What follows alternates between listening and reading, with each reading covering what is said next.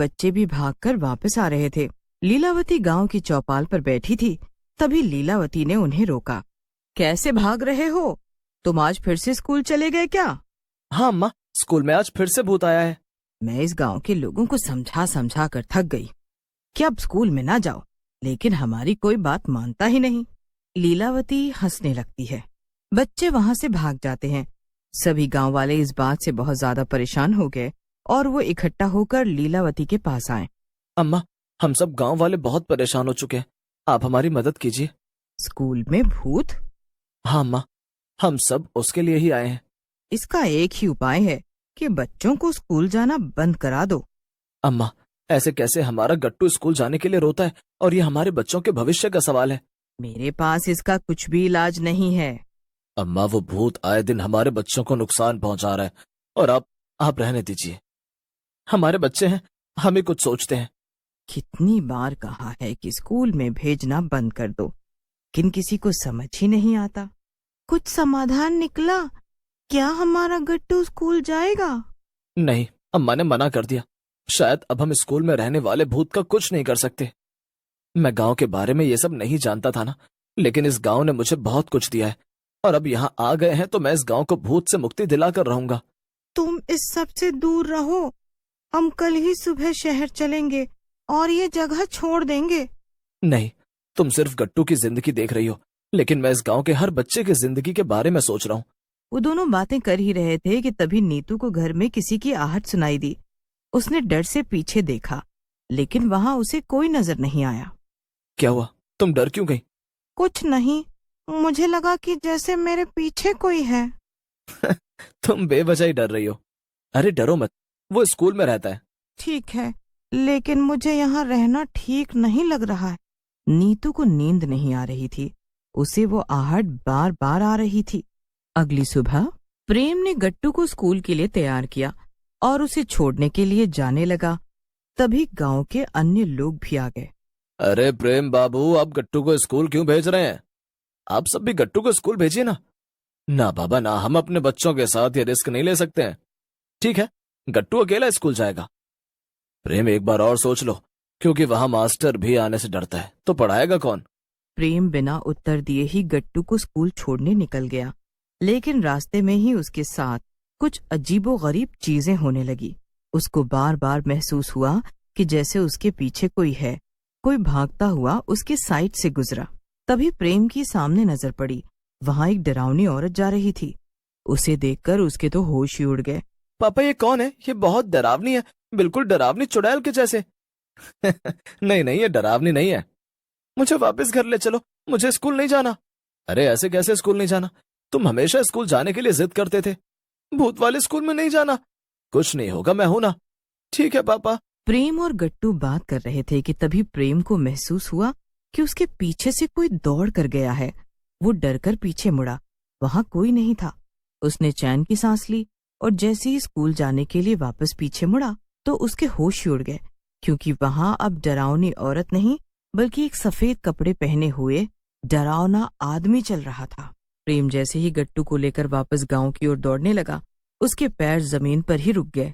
उसने अपने पैरों को उठाने की बहुत कोशिश की, लेकिन वो ऐसा कर नहीं पाया। मैं हीरो क्यों बना? अपने साथ साथ अपने बेटे की जिंदगी को भी खतरे में डाल दिया। अब क्या करूं? पापा, क्या हुआ? गट्टू बेटा, तुम आंखें बंद कर लो। पापा, मुझे बहुत डर लग रहा है। मेरा शेर बेटा है, तू डर नहीं सकता। क्या करूं? मैं अपने बेटे के सामने कमजोर नहीं पड़ सकता। तभी वो आदमी प्रेम के पास आया। दिखने में बहुत ज्यादा डरावना था। उसकी शक्ल देखकर प्रेम की हालत खराब हो गई। कौन हो? जाओ यहां से। क्यों? बड़ी चाह थी तुम्हारी मुझसे मिलने की, अब मुझसे मिलोगे नहीं? मैं तुम्हें नहीं जानता, चलो जाओ यहां से। तुम मेरे इलाके में आए हो, मैं अपने में ही हूँ। ठीक है फिर, मुझे। तभी प्रेम के कानों में आवाज आई। प्रेम के पीछे एक बहुत ही डरावनी चुड़ैल खड़ी थी। सभी बाल बिखरे हुए थे, आंखें गुस्से से लाल थी। मैं तुम्हारे आगे हाथ जोड़ता हूँ, मुझे जाने दीजिए। स्कूल में कोई भी बच्चा नहीं आएगा, और अगर आ गया तो कभी वापस नहीं जाएगा, क्योंकि मैं वापस नहीं जाने दूंगा। मैं आपके आगे हाथ जोड़ता हूँ, मुझे जाने दीजिए। कभी नहीं। भूत और चुड़ैल दोनों ने प्रेम और उसके बेटे गट्टू को कैद कर लिया और स्कूल में ले जाकर एक पेड़ से लटका दिया। गट्टू बहुत डरा हुआ था और रोने लगा।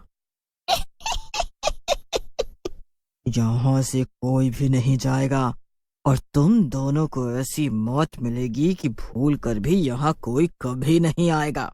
जब कोई पढ़ता है ना, तब मुझे बहुत गुस्सा आता है। मेरा खून उबलने लगता है और मेरा मन करता है कि मैं सामने वाले का खून पी जाऊं। तुम मेरा खून पी जाओ, लेकिन मेरे बेटे को जाने दो। यहाँ जो भी आता है वो हमारा हो जाता है। भूत अपने और भी ज्यादा भयंकर रूप में आ गया। प्रेम और गट्टू अपनी जान बचाने के लिए गुहार लगाते रहे, लेकिन जितना वो दोनों गिड़गिड़ा रहे थे, भूत और चुड़ैल को उतनी ही ज्यादा खुशी मिल रही थी। वो दोनों बहुत खुश हो रहे थे।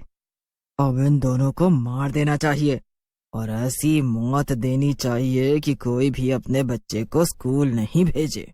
कोई नहीं आने दो। इन लोगों को रोज मार मार कर हमें भी खुशी मिल रही है। हम सभी ने तुम्हारा क्या बिगाड़ा है जो हमसे बदला ले रहे हो? चुड़ैल अपने हाथ में कुल्हाड़ी लेकर गट्टू को मारने के लिए गई। तभी चुड़ैल हंसते हुए प्रेम को मारने के लिए आगे बढ़ी, लेकिन तभी वहां बहुत जोर से आंधी तूफान आ गया। वहां कुछ भी दिखाई नहीं दे रहा था। कुछ मिनटों में तूफान रुक गया, जिसके बाद चुड़ैल और भूत दोनों ने देखा कि पेड़ पर प्रेम और गट्टू नहीं है। वो दोनों गुस्से से लाल हो गए। कहाँ गए वो दोनों? कहाँ गए? वो पीछे देखो। उसने पीछे देखा तो प्रेम अपने बेटे के साथ खड़ा था और वहां लीलावती पूरे गांव के साथ खड़ी थी। ये देखकर भूत बहुत क्रोधित हो गया। इस बार तो बचकर नहीं जा सकती। तेरे साथ साथ ये सभी लोग मारे जाएंगे। तुम दोनों हर बार मुझसे बच जाते हो, लेकिन इस बार मुझसे बच नहीं पाओगे। ये ख्वाब तो तुम छोड़ ही दो। इतना सुनकर चुड़ैल लीलावती की तरफ उसे मारने के लिए बढ़ती है, लेकिन तभी लीलावती विभूति उसके ऊपर फेंकती है, जिससे उसके कदम वहीं रुक जाते हैं और उसका शरीर जलने लगता है। लीलावती भूत के ऊपर भी थोड़ी सी भभूति फेंकती है। भूत जलकर राख हो जाता है, जिसके बाद सभी लीलावती को और भगवान को धन्यवाद देते हैं। तभी प्रेम ने लीलावती से पूछा, ये दोनों पढ़ने वाले बच्चों से क्यों चिढ़ते थे और स्कूल में क्यों रहते थे? इसके पीछे भी एक कहानी है। ये स्कूल इन दोनों का ही था। हाँ, ये दोनों की हत्या किसी और ने की थी, लेकिन इनको लगा कि ये किसी स्कूल के बच्चे ने किया है, जिसकी वजह से इन दोनों की आत्मा आज भी घूम रही थी और ये अपना बदला स्कूल में पढ़ने वाले बच्चों से ही ले रहे थे। लेकिन इन दोनों की हत्या किसने की?